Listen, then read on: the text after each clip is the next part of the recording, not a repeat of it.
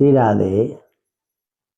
आइए, भगवान श्री कृष्ण ने इंद्र के लिए जो यज्ञ किया जा रहा था, उस यज्ञ में व्यवधान क्यों डाला, ये बड़ा ही विवेचनीय विषय है।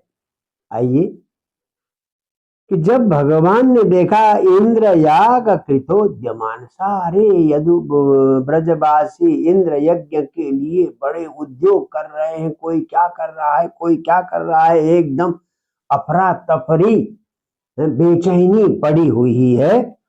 भगवान तो सब कुछ जानते थे, त्रिकाल दृष्टा है, फिर भी पिता नंद बाबा के पास गए और कोयम संभ्रम उपागत, पिताजी ये हड़बड़ाहट कैसे हो रही है, क्यों इतनी हड़बड़ाहट, सब लोग किसी को चैन नहीं, इधर जाओ उधर जाओ, ये करो वो लाओ ऐसा लाओ, ये क्या हो रहा है? तो पूछते हैं, नहीं गोप्यम ही साधु नाम कृत्यम सर्वात्मनामिय। देखो जी, आप तो साधु है, साधु संतों के लिए तो कोई भी बात गोपनीय नहीं होती है, तो इसलिए, और जिसको स्वपर दृष्टि है, ये अपना है, ये पराया है, ये तटस्थ है, ऐसी दृष्टि वालों में तो थोड़ा सा भेदभाव होता है। और जो उदासीन व्यक्ति है उससे भी बातें छिपानी चाहिए, शत्रु से तो अपने रहस्य की बात छिपानी ही चाहिए। उदासीनो रिवत वर्ज्य, उदासीन व्यक्ति को भी शत्रु की तरह छोड़ना चाहिए। क्यों? कब वो दूसरी पार्टी में जाकर मिल जाए, कोई भरोसा नहीं है। तो कहते हैं, तो आत्मवत सुहृद उच्यते, मैं तो आपका पुत्र हूँ, तो मैं तो आपका सुहृद हूँ। तो सुहृद तो आत्मा की तरह होता है, तो उससे कुछ भी बात नहीं छिपानी चाहिए। आप हमें बताइए कि ये हड़बड़ाहट किस लिए हो रही है? ज्ञात्वा ज्ञात्वा च कर्माणि जनो यमनुतिष्ठति। कुछ लोग कर्म को जानकर करते हैं, कुछ अनजाने करते हैं, सुनी सुनाई बात को अनजाने करते हैं। तो जो जानकर करते हैं उनके कर्म की तो सिद्धि होती, जो कर्म को जानकर, कर्म के रहस्य को जानकर कर्म करते हैं उन्हें फल मिल जाता है। जो बिना जाने ही कर्म करते हैं उन्हें कुछ भी नहीं मिलता है, उनको कर्म का फल नहीं मिलता। इसलिए मुझे भी ये क्या हो रहा है इसको जानने की इच्छा है, आप हमें बताएं। बड़े प्यार से पूछा भगवान श्री कृष्ण ने, किससे? नंद बाबा से। नंद बाबा भोले भाले सीधा उत्तर देते हैं, बेटा पर्जन्यो भगवान इंद्रो मेघास्तस्यात्ममूर्तय। देखो, भगवान इंद्र जो है ना, ये पर्जन्य है, एक प्रकार से वर्षा के देवता है, और ये जो बादल दिखाई दे रहे हैं वो इंद्र का ही रूप है। पर्जन्य कहते हैं वर्षा का देव, और ये जो बादल है वो उसी वर्षा के देव की मूर्तियां हैं, और वे हम पर कृपा करके वर्षा करते हैं। तेवी वर्षंति भूताना, प्राणियों का प्रिय करने के लिए वर्षा करते हैं। क्यों? जीवनम पय, पानी तो जीवन है, समस्त जीव मात्र का प्राण क्या है? पानी है। तो ये वर्षा करते हैं, पानी की वर्षा करते हैं। तमतात भयमन्ये च बारमुचाम पतिमीश्वरम, इसलिए हे तात, हे बेटा, हम भी और सारे और ब्रजवासी भी बारमुचाम पतिम ईश्वरम, पानी बरसाने वाले जो देवता है, इंद्र देवता, उनकी हम पूजा करते हैं। किससे पूजा करते हैं? द्रव्य स्तद रे तसा सिद्धि, जब वर्षा होती है तो फसलें होती है, गाय भी दूध देती है। वर्षा न हो, घास न हो, फसल न हो तो क्या गाय दूध? तो इसलिए वर्षा से जो कुछ प्राप्त होता है उससे सिद्ध अन्न आदि से, घी आदि से, खीर आदि से हम क्या करते हैं? उस इंद्र की का यज्ञ करते हैं, इंद्र की पूजा करते हैं। तो तत्शेषेण, अब पूजा करने के बाद जो बच जाता है तो उससे अपनी आजीविका चलाते हैं। तो इसलिए तो पुरुष काराणाम, ये पुरुषार्थ करने वाले लोगों के लिए फल भाजन इंद्र, फल देने वाला इंद्र है। पुरुषार्थ तो हमें करना पड़ता है, प्रयास तो करना पड़ता है, पर फल देने वाला इंद्र है। हाँ, अगर ये परंपरा के काम को छोड़ देंगे तो अनर्थ हो जाएगा, इसलिए हम इंद्र की पूजा करते हैं। नंद बाबा ने भगवान श्री कृष्ण को समझाया। अब भगवान श्री कृष्ण यहाँ पर बहुत गजब की बात कर रहे हैं, कर्म सिद्धांत की एकदम गजब की व्याख्या बालकृष्ण ने की है। तो इंद्राय मन्युम जने, थोड़ा सा इंद्र को गुस्सा दिलाना था, क्योंकि कर्तव्य पालक को गुस्सा नहीं आना चाहिए। अगर उसकी पूजा में थोड़ा विघ्न आ जाए तो कैसा गुस्सा करता है, ये देखने के लिए भगवान ने एक प्रकार से नंद बाबा को भड़काया। क्या कहा? कर्मणा जायते जंतु कर्मणैव विलीयते। बाबा, प्राणी अपने कर्मों के अनुसार ही जन्म लेता है और अपने कर्मों के अनुसार ही मरता है। सुखम दुखम भयम क्षेमम, चाहे सुख हो दुख हो भय हो, सब कुछ कर्म के हिसाब से मिलता है। जैसा हमने कर्म किया वैसा ही सुख मिलेगा, वैसा ही दुख मिलेगा, वैसा ही भय मिलेगा। अगर कर्म के अलावा कोई दूसरा ईश्वर है, अस्चिदेश्वर कश्चित, कर्म के अलावा कोई ईश्वर है, फल रूपी अन्य कर्मणा, तो अगर फल देने वाला है तो दूसरों के कर्म का फल हमें दे सकता है क्या? कर्तारम भजते सोपी, वो फल उसी को देता है जिसने कर्म किया है। अगर फल देने वाला देवता है तो कर्म न करने वाले को भी देना दे नहीं सकता। कर्म का फल उसी को देगा जिसने कर्म किया है, और जिसने कर्म नहीं किया है उसको वो फल दे नहीं सकता। तो इसलिए किलिंद्रेण भूतानाम, अब इस इंद्र से हमें लेना क्या देना बताओ? जैसा कर्म करेंगे वैसा फल मिलेगा, अपने आप मिलेगा। और स्वकर्मानुवर्तिनाम, हम तो अपना अपना काम कर रहे हैं। अनिशेनान्यथा कर्तुम, हाँ, अगर ये ईश्वर है तो बिना कर्म करके करने वाले को भी फल दे सकता है क्या? नहीं दे सकता है। तो इसलिए स्वभाव विहितम नृणाम, ये तो कर्म करेंगे तो फल मिलेगा ही मिलेगा। तो ये तो स्वभाव है, नेचर है, उसमें इंद्र की क्या भूमिका है? स्वभाव तंत्रो ही जन, सारा मनुष्य सारा प्राणी अपने स्वभाव के अनुसार कर्म के अनुसार है, अपने स्वभाव के अनुसार ही काम करता है।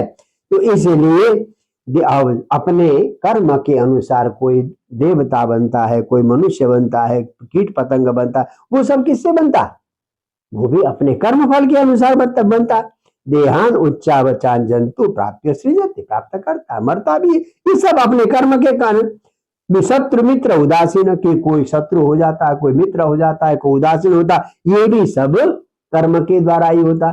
इसलिए कर्म ईश्वर, बाबा कर्म ही ईश्वर है, क्या जरूरत है इंद्र को अलग से हमें पूजा करने की? आज बेकतरम भावम यस्तन्यमुपजीव, एक तरफ तो हम कर्म करें, एक तरफ इंद्र की पूजा करें। भाई ये तो दो नाव में पैर रखने की तरह है। बोले कैसे?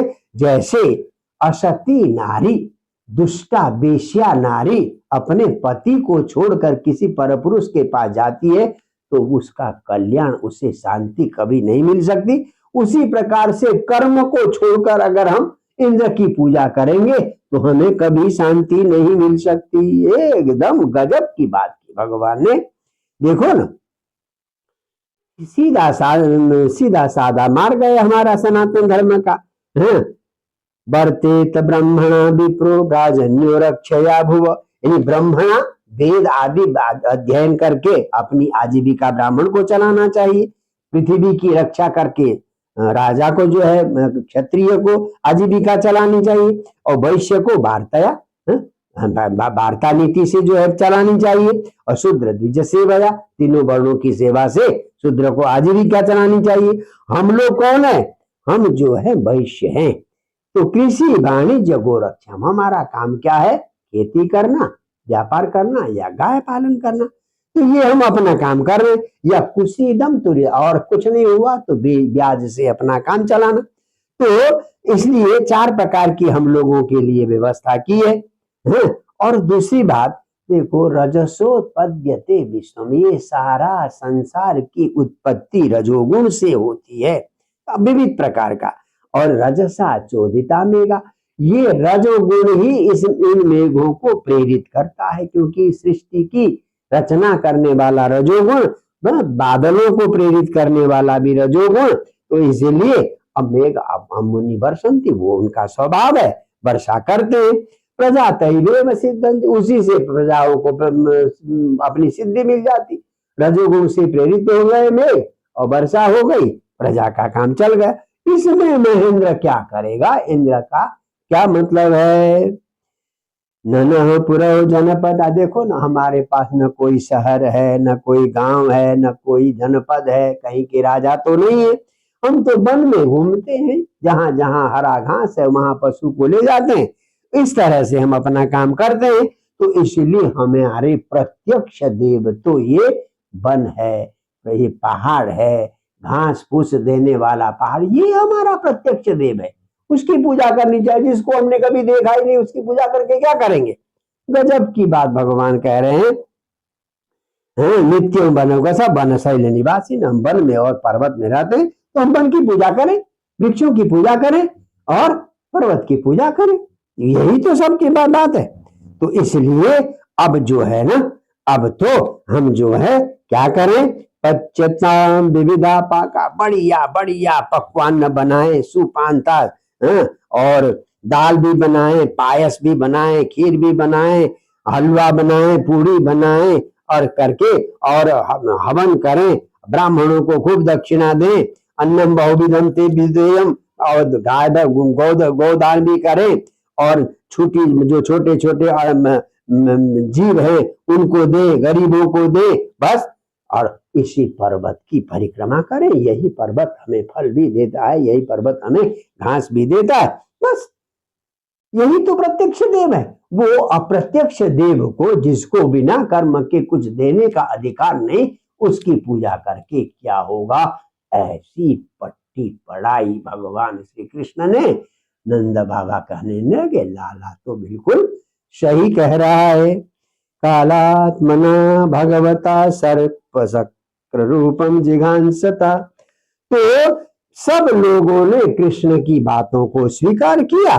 अब तो सब लोग जो है सामान इकट्ठा करके ऊपर हित्य बलिन सर्वान आद्रिता यवसम गवाम, गायों के लिए घास आदि लेकर, गोधन आदि को लेकर गोवर्धन पर्वत में गए, और अपनी गाड़ियों में सामान भर के गोवर्धन पर्वत में गए। गोपियां भी गई, कृष्ण का चरित्र गाती हुई गई, और वहां जाकर गोवर्धन की पूजा की।